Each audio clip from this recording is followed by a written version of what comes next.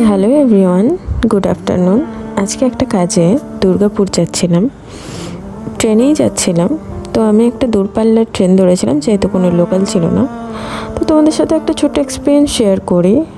বিভিন্ন ধরনের মানুষ হয় আর কি।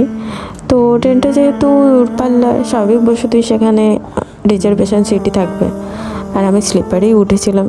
ভাবলাম হয়তো অ্যাডজাস্ট করে জায়গা পাবো, বাট কিছু মানুষ মানে জায়গা আছে কিন্তু বসতে দেবে না। তারা 6 জনের সিটে 2জন বসে খাওয়া দাওয়া করছে বলে বসতে দেওয়া যাবে না। যাই হোক, অন্য জায়গায় গিয়ে আমি সিট পেয়েছিলাম।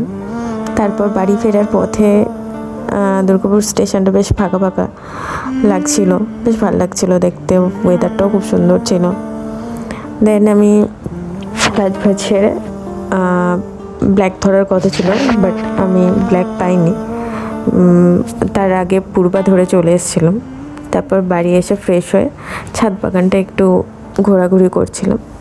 ছাদ বাগানটা ঘুরে নিয়ে এসে নিচে খাওয়া দাওয়া করে একদম ঘুমোতে চলে গেছিলাম। দেখা হবে আবার কোনো নেক্সট মিনি ব্লগে। ততদিন পর্যন্ত টাটা, গুড নাইট। সবাই ভালো থেকো, সুস্থ থেকো।